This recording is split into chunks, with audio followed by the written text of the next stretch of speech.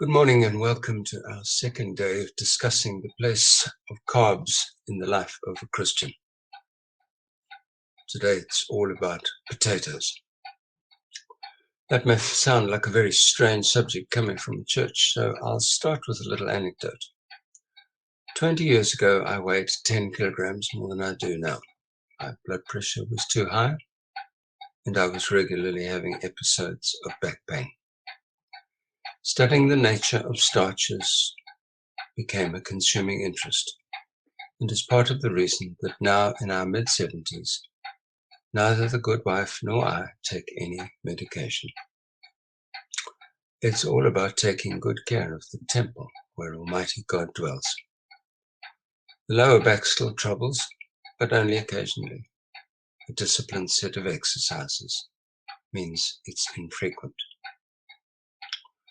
Firstly, alas, once again some science. Starches consist of long chains of sugar molecules.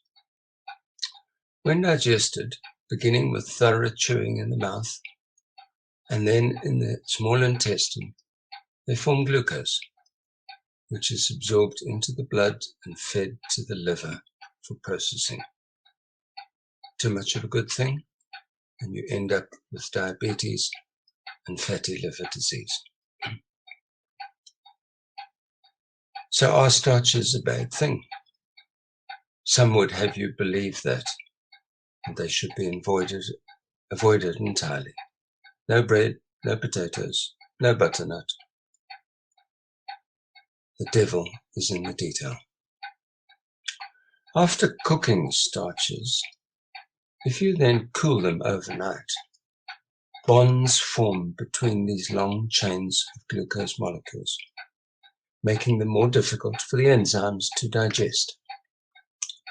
The sugars are released more slowly, causing less of a surge, and some pass right through to the colon. It's called retrogradation.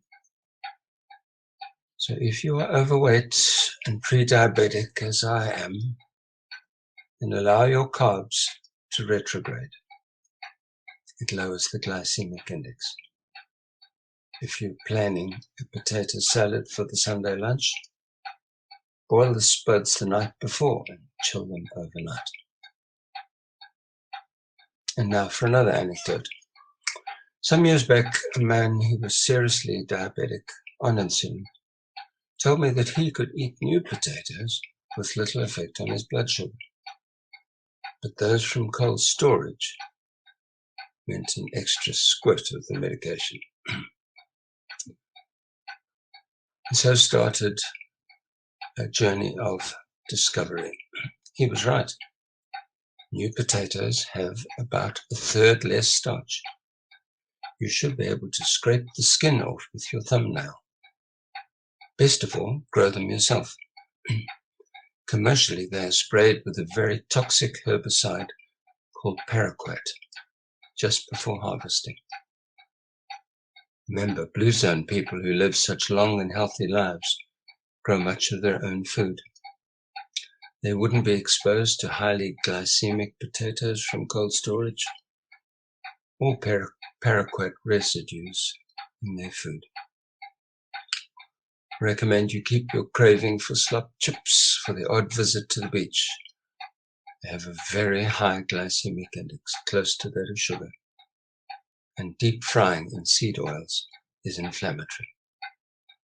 Then adding fat and protein to your mashed potato further lowers the GI. Gravy, a helping of green beans, or a portion of chicken or meat further reduces the likelihood of a surge in blood glucose. Have only one starch at a meal if you're battling with your weight. Never potato and pumpkin. And prepare tomorrow's starch today. Cool it overnight. Don't eat bread straight from the oven. Piping hot and delectable, but not good for us. Cool it first. Potatoes, incidentally, have 10 times as much magnesium as most other vegetables. It's an extremely important mineral And on the commercial diet, most of us are getting less than half of the recommended daily allowance. Keep the cooking water and use it for gravies and soups. There are other complexities which we won't have time for. Just to summarize, if you are overweight, have only small portions of potato, or none at all until you've got the pounds off. Make sure that they have been retrograded overnight. Look for new potatoes. They're more expensive, but a lot cheaper than insulin. Better still, grow a small patch yourself if you have a garden. Always after a starchy meal, take a short walk.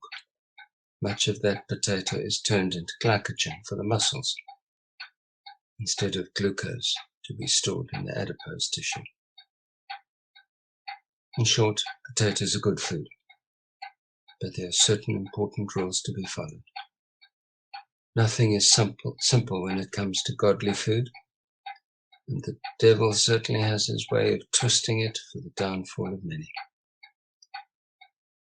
God bless, and have a good day as you ruminate on these matters. May that which is from him stick. Tomorrow we'll look at mealies. Goodbye.